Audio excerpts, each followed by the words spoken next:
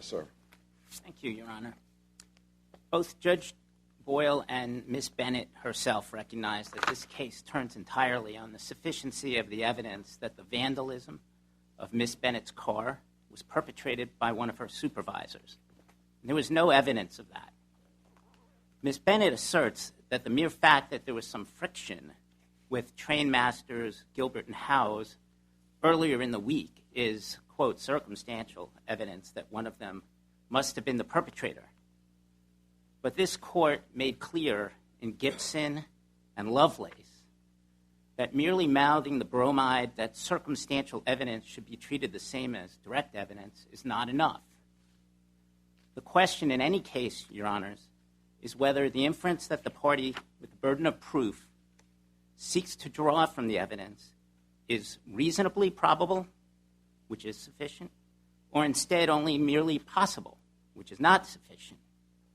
As this court explained in Lovelace, and let me say that if there is one case that I urge you to read for purposes of resolving this one, Lovelace would be it.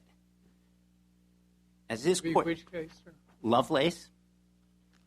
That's I think it's a 1982 decision, but you cited it more recently in your decision in Gibson, Your Honor. But that case has a very long treatment of how you tell the difference between circumstantial evidence that's sufficient and circumstantial evidence that's insufficient.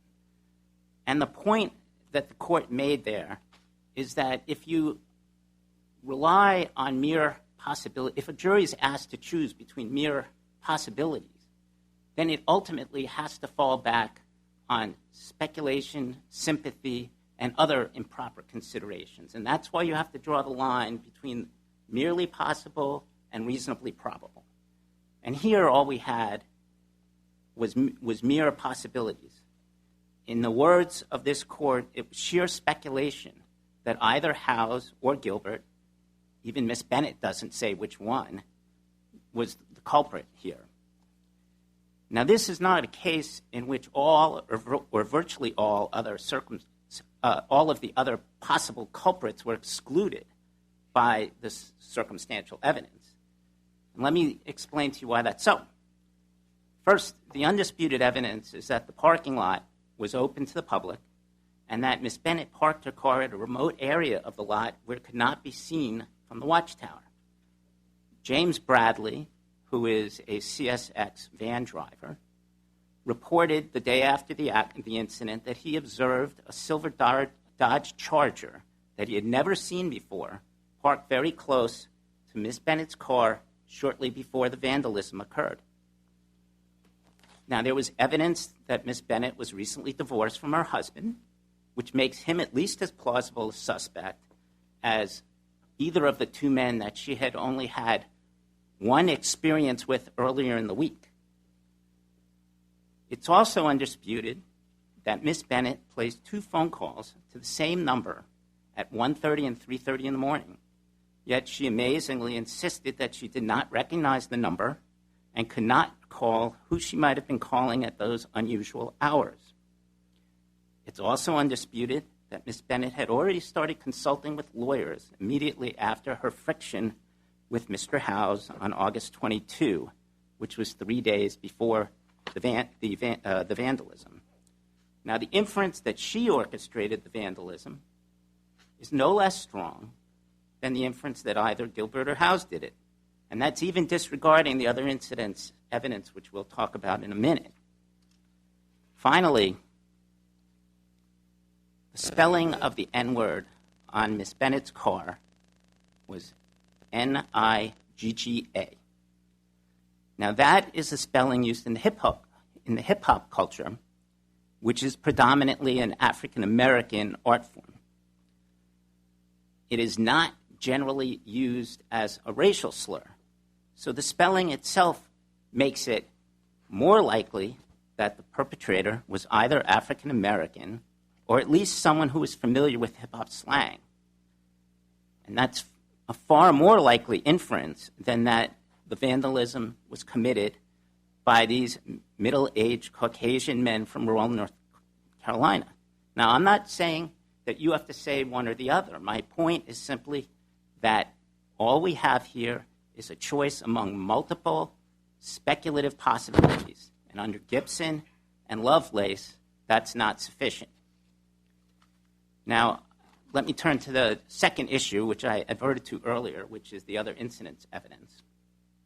Can I ask you a question about the recent Supreme Court decision in Vance? Yes, Your Honor. For some reason, it wasn't discussed at all, and I'm wondering what application you think Vance has that deals with when a crime, when a legal violation can be imputed to the employer. Yes, Your Honor. And it deals with supervisory status. Now, it says, to some extent, as I recall it, it wasn't briefed to my surprise, but maybe there's a reason it wasn't.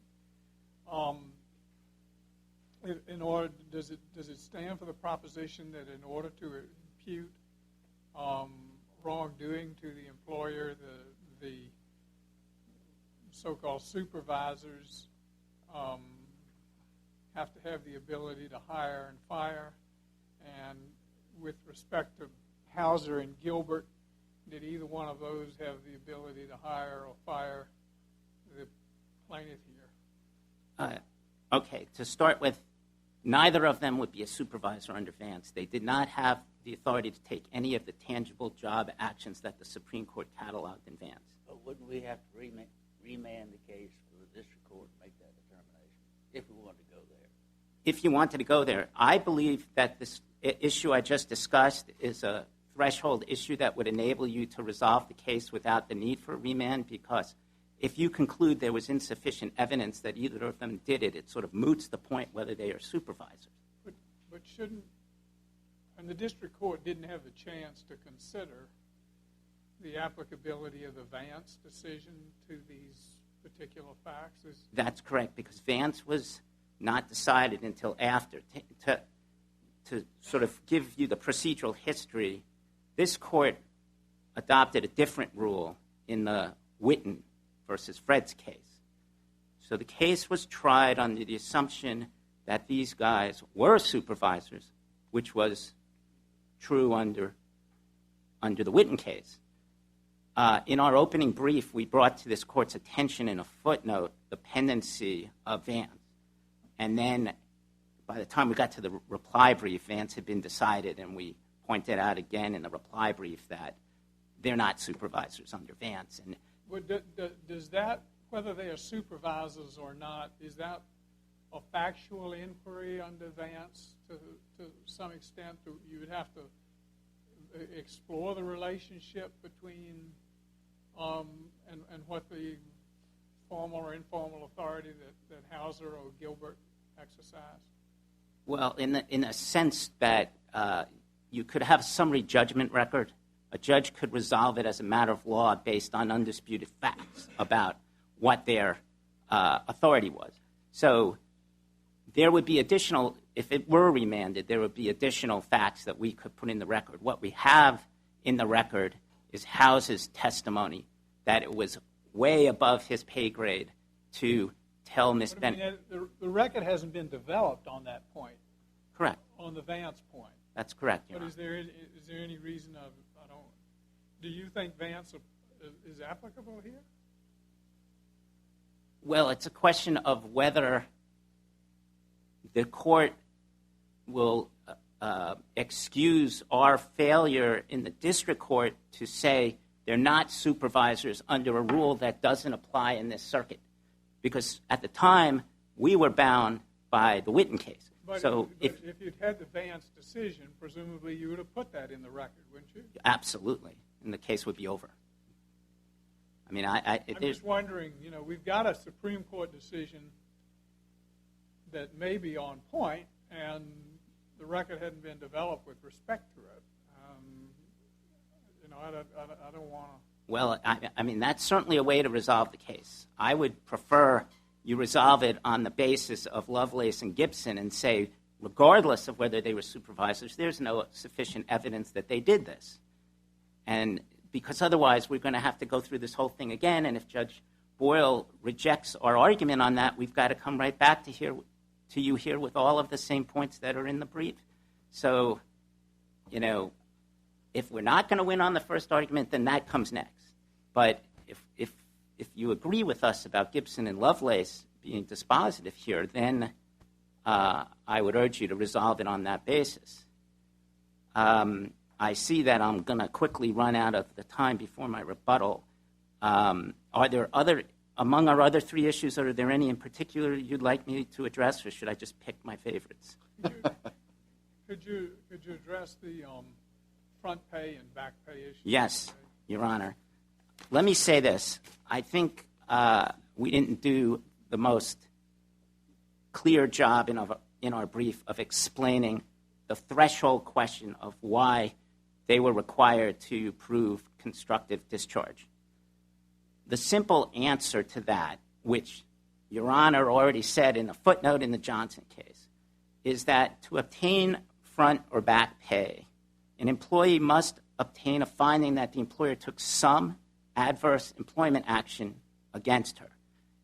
Often, but if we disagree with you on that, wouldn't the front pay, here it's 27 years. I agree that's in advance, and on the assumption that somebody is number one going to stay in that job for 27 years, and number two, that if she's not staying in the job, that she's not going to be earning anything that should be deducted from the front pay award. And is there any case that's awarded front pay 27 years out?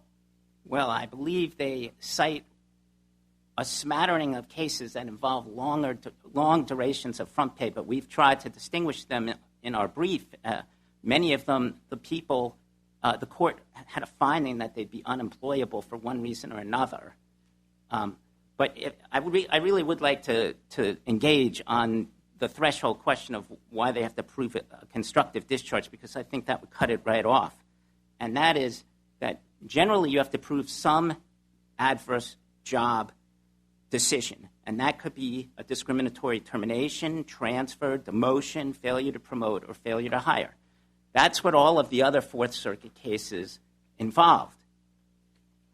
If the jury finds any of those kinds of tangible adverse employment actions, then the court can award back and front pay subject to the duty to mitigate, which is when that gets taken into account.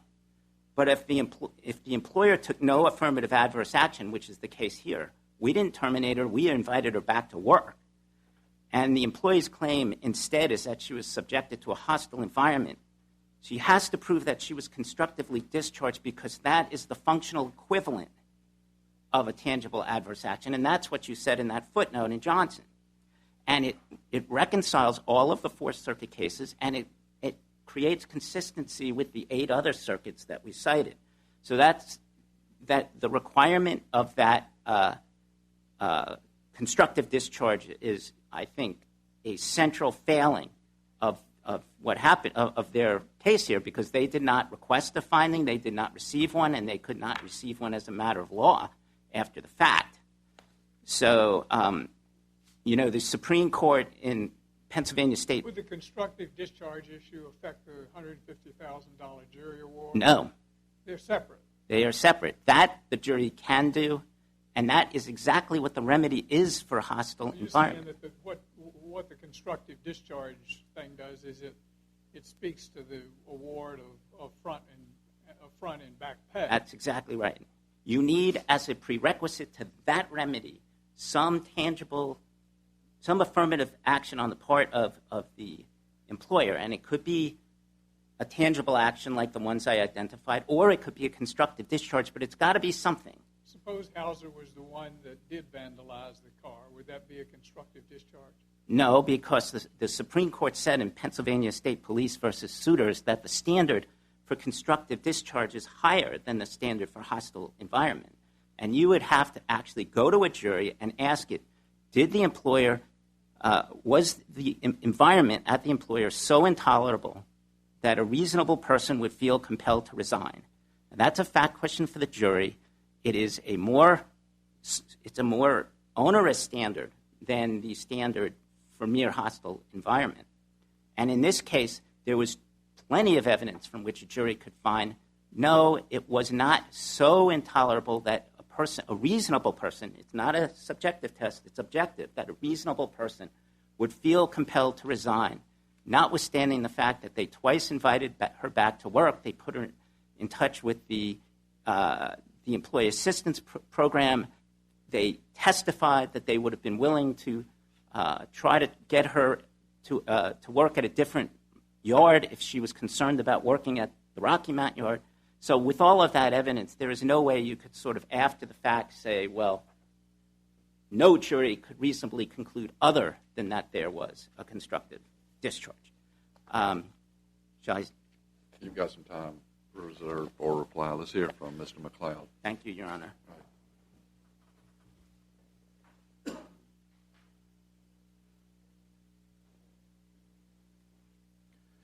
May it please the court and its members. I'll address first the Title VII verdict and then the front pay award if it pleases the court.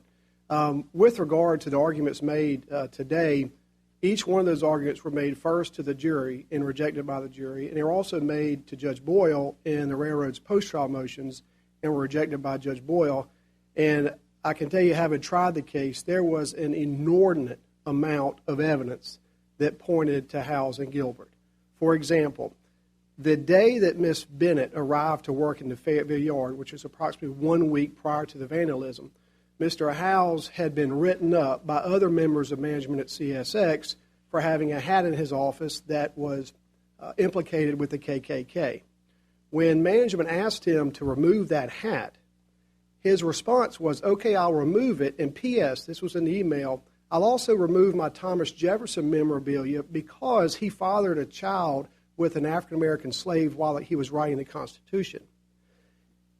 After the same day that email was sent, he had interactions with Miss Bennett, and he concluded that day, and to quote him, get off my railroad. You're not to work on my railroad anymore. And not only did he tell Miss Bennett that, he reduced that to writing and told other members of CSX management that in an email. And he told Miss Bennett that at a time when he had never seen her perform any jobs that would be indicative of her responsibilities as a conductor. You take that and you couple that with Mr. Gilbert. Did you really need Dr. Darity or whoever it was as an expert witness? I read his testimony. He's talking about microaggressions and macroaggressions. I mean, we didn't need an expert to talk about that. All it refers to is minor acts or relatively minor acts and relatively major acts. I mean, what is all that about micro and macro aggressions and that kind of stuff? Yes, sir. It throws jargon into something that the jury can exercise common sense about. And I appreciate that question. First off, if the subject matter was so easily understood, then there would be no prejudice in Dr. Darity testifying. Dr. Darity graduated from Brown University, from MIT. He was a director of the African American Studies at the University of North Carolina at Chapel Hill and is a professor emeritus at Duke University. What he was able to do was he was able to share with the jury how discrimination in the workplace affects a person's ability to perform his or her job. And what he shared with the jury, which I personally enjoyed the testimony, was that, you know, even if you are... I haven't seen many of these hostile environment cases where did experts come on with respect to in these hostile environment cases? Most of them don't. Your Honor, CSX had an expert on this issue in the case.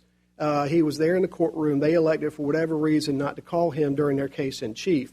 Their initial criticism of Dr. Darity, Your Honor, was that in the field of social sciences, it would require Dr. Darity to weigh competing testimony in a he said, she said type environment, and therefore that testimony would be unreliable. At trial, I asked Dr. Darity the following question. Dr. Darity, if you would please, sir, take a whiteout. This is a figurative question, of course. Take a whiteout and delete every single thing that Vicky Bennett has ever said about any of these events. Do you still arrive at the same opinion? And, of course, his answer was yes, because he could look at the interaction just based on Howes and Gilbert.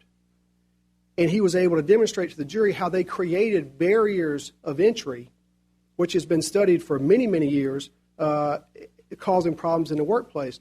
And going back to Howes and Gilbert, it's almost difficult for me to imagine that they can argue there was no evidence that Howes and Gilbert were responsible for the vandalism. For one, they argued that they did.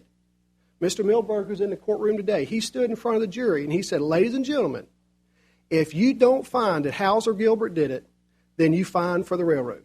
We win. The jury rejected that argument. The jury was charged specifically by Judge Boyle, begins on page 798 of the trial transcript, that the conduct that is complained of has to have been from the employer. And one thing, remind this, the black Chevy Avalanche that was vandalized, Mr. Gilbert had the exact same car. So the vandal had to know, one, not only that Vicky Bennett drove a black Chevy Avalanche, but had to know which one she drove. Secondly, the vandal had to know to bring white paint, because after all, most people that do graffiti bring black paint. So they had to have known that she had a black car. Thirdly, the vandal would have done this vandalism, contrary to what they just argued to the court, under the plain view of the tower at the Rocky Mount Yard. It's just like in an air traffic control center in an airport. Literally, their eyes in the sky with stadium lighting. And all the testimony at trial was that the car was plainly visible at the time the vandalism was made.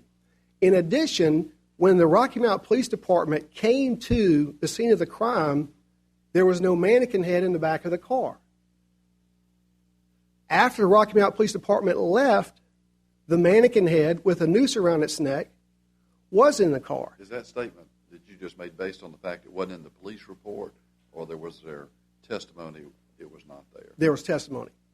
Okay. And the point there is that the vandal would have to be so comfortable with the crime scene that they would literally commit the initial vandalism. I guess the opposing counsel said, well, this car was not visible to the front, to the CSX office, and so it would have been it was parked by itself out of view of the CSX office, and so it would have been a target for random violence.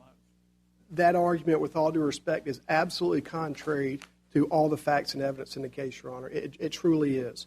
And going one step further, as I shared with the jury, people don't cover up crimes that they don't commit. And in this case, there was undisputed evidence. James Bradley, before coming to work at CSX, worked at McDonald's. And he took a job as a clerk, which is the lowest rung of the totem pole at CSX. And basically what he does is he drives the Suburban and he takes the engineers and conductors from the yard office to the train. Mr. Bradley gave a written statement the night of the incident, as did everybody else that worked at the yard. In that statement, he didn't mention seeing anyone at the crime scene, much less an African-American male. CSX police interviewed James Bradley after the night of the incident and specifically put in their report, Mr. Bradley denies seeing anybody at the scene. Now, despite that, I took his deposition probably a year after his statement was made, and he shared with me for the first time that he saw an African-American man next to Vicky Bennett's car. And I asked him, well, what are you doing now? And he said, well, I'm actually not working. And I said, what do you mean I'm not working? He said, well, I've got an FELA claim. And I asked him, I said, well, let me guess, and this was all in the trial transcript, your adjuster is the same adjuster as Vicky Bennett. And he said, yes. And to my shock and dismay, what I learned was about 4 months prior to me taking his deposition, he began receiving direct deposits in the amount of his full paycheck from CSX. The only condition was that he had to sign a form telling Mr. Watford, who was Vicky Bennett's claims adjuster, that he hadn't hired a lawyer. And so I asked him, and we showed it through trial, well, where did this injury happen? Well, it turns out, and I'm not making this up, it turns out that a year before he began receiving payments, he said that he was in a car accident driving that same very Chevy Suburban. CSX did an accident investigation and concluded that Mr. Bradley was lying. that accident didn't happen. And if it did happen, that he wasn't hurt. But nonetheless, on the eve of his deposition in this case, he begins receiving payments for his full salary. Now, I shared with the ladies and gentlemen of the jury, guess how much, and this is in the record, the property damage bill was for the car wreck Mr. Bradley says he was in? $10. The total parts bill was $10. And so, at his deposition, what I learned was the cover-up had been exposed. And I argued that in front of the jury. And I said, I didn't get a chance to redepose him, but I knew that the payout, the lump sum, couldn't happen now because he had been exposed. So when he gets on the stand at trial, I say, well, Mr. Bradley, can you share with me what you're doing now? Well, he went from having a back injury and getting these payments to now he was a trainee for a management position at the railroad, the highest rung on the ladder for this particular railroad yard. And not coincidentally, he testified that he was in training. And what I was then able to argue to the jury was you see, if he had been given the full benefits of that job, they would have no control over him and no control over his testimony. But because he was still in training for this management job, they could cut him loose if they didn't like his trial testimony. And going back to the actual vandalism, I hope this is not lost, in all of this, but the words on Vicky's car were as clear and unambiguous as they could have been, and they were the same exact words that Gilbert and Howes had already reduced to writing before the vandalism. One is stay off the railroad. Well, if it was a vandal, why would they care about Vicky Bennett working on the railroad?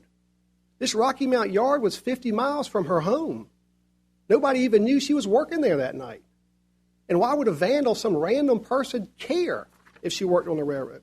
Secondly, the communication was, you're stupid, which is exactly what Mr. Howes told Vicky because she couldn't understand simple directions to the Fayetteville yard, which was the exact same thing that James Gilbert had reduced to writing that, in his words, I don't want to misquote this, I don't know if she can get with the program.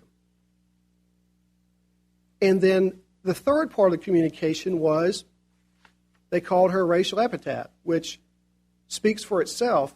And the problem with this case and with the PTSD that Vicky suffered was they went a step further and said, if you do come back, we're going to kill you. I mean, that is the message that a mannequin with a noose around its neck conveys. And we can examine all the Title VII cases we want to. That threat is very real to an African-American woman who works as a conductor on a railroad. And that was one thing, getting to the front pay award, that Judge Boyle considered. This is not a circumstance where there's water cooler talk, where she can simply move to another part of the plant or the mill to do her job. In order for Vicky to do her job as a conductor, she has to get on the train in the middle of the night sometimes and work with other men.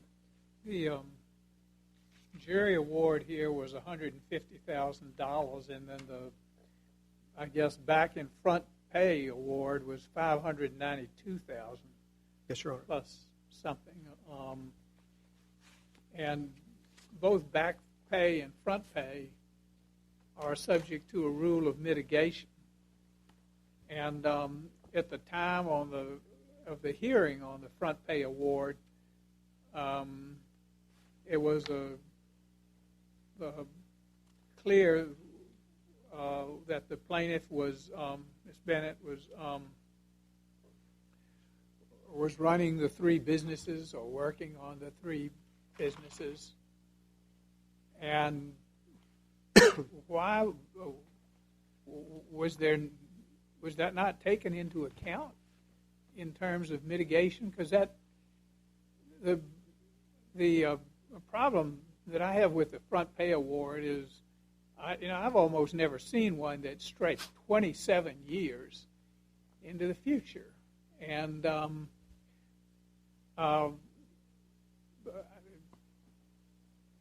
and particularly with somebody who had been on the job 4 months. A lot of that was spent in training. And you have an employee who's been on the job 4 months, and then there's 27 years of front pay, and at the time of the hearing, she's running three businesses. And so the district court says, well, she would have worked with CSX 27 years, and she would never work again. I mean, uphold this would make us a real outlier. Just in terms of the numbers, I don't have the difficulty with the jury's damage award, but here we have a back pay award that's 4 times, or a front pay award, which is 4 times the damage award, and just wonder whether things didn't get a little out of control there, whether that wasn't just very speculative. And with respect to the back pay award, I didn't understand why they didn't reduce the back pay award for the earnings in 2011 or 2012. They were reduced for the years 2009, 2010, but I didn't see that they were reduced for 2011, 2012. And there were 44 months of back pay awarded when the plaintiff's training cohort was furloughed without pay for 20 of those months. So, the front pay and the back pay awards are subject to some rule of mitigation. And it looked like the district court just went wild. I mean, I know there was, who was the expert, Dr. Woods or something, but that was just really speculative when somebody's actually working 3 businesses. And I want to address that, Your Honor. First off, if this court affirms Judge Boyle's ruling with regard to the front and the back pay, it will not make this court an outlier.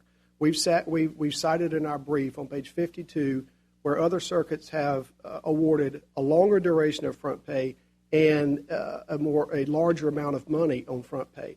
What this court is asked to do is to review the record, determine whether or not Judge Boyle abused his discretion in awarding the damages that he did. And with all due respect to CSX, they don't like the front pay award, but what they haven't done is argued to this court facts which show that Judge Boyle abused discretion. But what I want to know is, was it evident at the time of the hearing on the front pay whether the plaintiff was actually working in 3 different businesses? This is what the evidence is in this case, Your Honor. First off, just answer that question. She had earned W-2 income that was reduced from the back pay award in 2000. I'm talking about the front pay award. The front pay award. The front pay award was entered on the basis that she would never work again. That's not correct, Your Honor. Well, but I can't find that it was reduced at all, or that the judge made much of an effort to reduce this very large, which have vastly exceeded the amount of the jury award in compensatory damages. The judge takes his equitable powers and seems to me to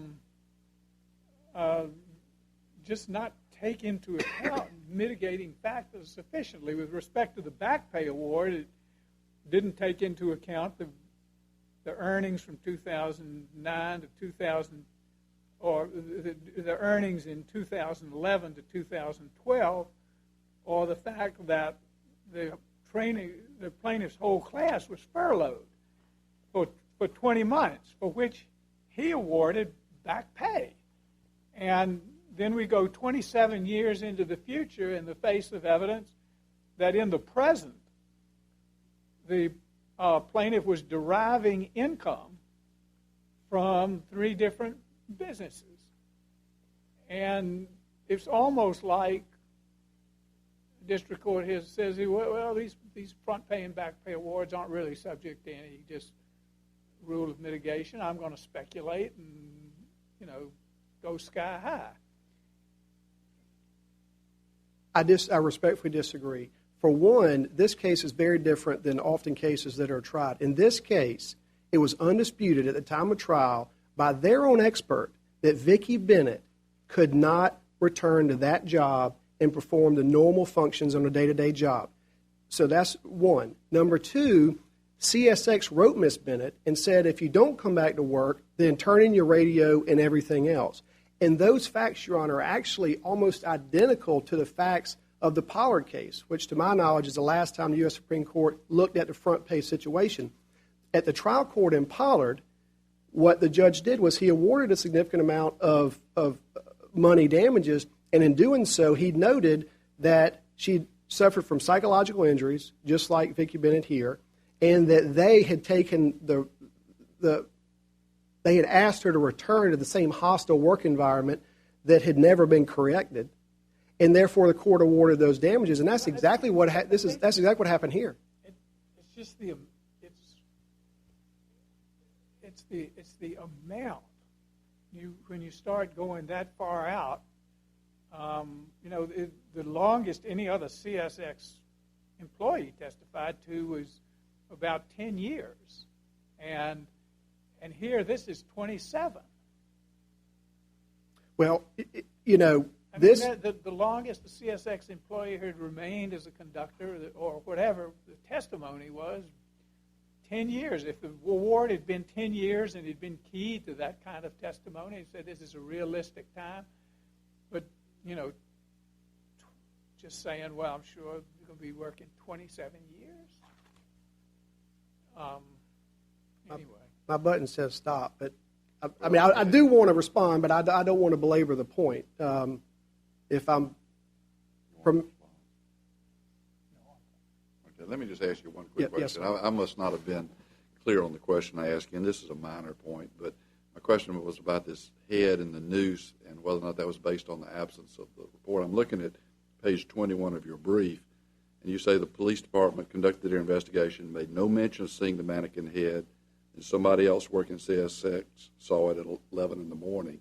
And from that, you conclude that whoever did this left, and the police came, and then these people came back and put the mannequin head and the noose in the car after all of this had been discovered. Yeah, the reasonable inference that I argued that those facts demonstrate is that the vandals were very comfortable with the crime scene, so comfortable that after law enforcement left. But they did come back. You're saying that they correct. did. You're arguing they did come back after all of this has been going on and put some more stuff. That's correct, Your Honor. Okay. All right. Thank you. We'll come down and. Excuse me. I'm sorry. There's a reply argument. Sorry about that.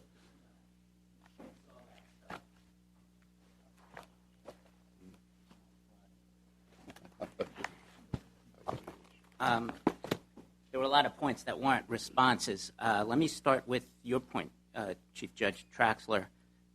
Page JA or page 765 of the JA is the testimony of Scott Zipko, who said he saw the mannequin head at about 4:30 in the morning in the back of the car when he found the paint can or spray paint. Another inaccuracy is the statement that it's undisputed by us that Ms. Bennett couldn't return to the job, and based on an expert that didn't testify. And I read that. We're out of the record now because they're relying on out of the record stuff, but he never said that. And in fact, their expert said Ms. Bennett was on the fringe of the workplace, that she would imminently be able to return to work. So that is just inaccurate. Now, going back to the actual argument about the sufficiency of the evidence, I think it's very interesting that opposing counsel has, again, mixed and matched. He bounced back and forth between House's hat and Gilbert's car being recognizable, and Gilbert having the opportunity, House having the motive. that's exactly the point. This is all just rank speculation, and the speculation requires, apparently, that you believe that Bradley perjured himself, and not just perjured himself, but filled out a false report based on something that happened a year or so after he wrote the report. Because bear in mind, the report the day after the accident said, I saw this vehicle parked close to hers. I've never seen it before. There were no other cars near it. Okay, so that is evidence that somebody was up to no good next to her car. Whether you believe that there was a person there or not, that testimony is unimpeachable. If this case were remanded for I'm concerned about not applying a Supreme Court decision that may be on point. If this case were remanded and were going to be reviewed in the light of Vance, what evidence would you introduce in the record? Well, there would be testimony from the appropriate person at CSX about what the what authority the train masters have to undertake any of the tangible job actions that the Supreme Court identified in Vance. And the testimony would be they don't have that authority. The most they could do is make a recommendation. But it's as Howes himself has already testified, it's way above his pay grade to do any of those things. So that's what it would be. We'd have the right person come in and do it. And I think it would be undisputed. It's pretty clear whose authority is what in a corporation like ours. So that's how it would play out. But would we be? How would it work if he disagrees with us? Do we come back with the rest of the issues? Or are you going to decide those in an advisory capacity first? There's a lot. There's a lot to address in addition to Vance. Even if sure, but I'm just uneasy about letting a recent Supreme Court case and an important one not ignoring it and pretending it's not there or something like that. It makes me uncomfortable. Well, understood. And to me, a victory is a victory. I'm not going to tell you not to give it to us. So, but can I make one more point about? And I don't fault the district court. He didn't have the benefit of the decision. You didn't have the benefit of the decision. The other folks didn't have the benefit of the decision. That's correct. Can I make one point about Darity since you had asked about it? I agree with all the points you made. I just want to make one additional related point. About what? About Darity, the expert. Oh, yeah, okay. The point is this. The central piece of testimony he gave that's relevant to the outcome here is that this was a hostile environment. That is basically ipsa dixit of an expert. The Supreme Court has said over and over again that that kind of testimony should not be admitted, whether it's Rule 702, 703, or 403.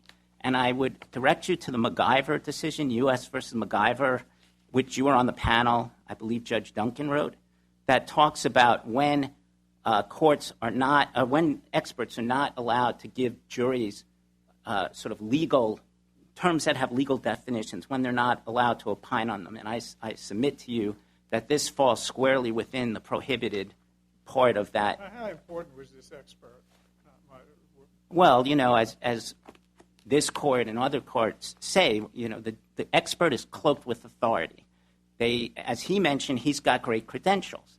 So it's very important. It's vouching. It's basically doing the job of a lawyer. He's coming in there and he's giving lawyer's argument, but he's cloaked with the authority of an expert. So I would say it's absolutely important and critical that this court prohibit that kind of testimony. Thank you, Your Honors. All right, we'll come down and greet counsel and then go into our last case.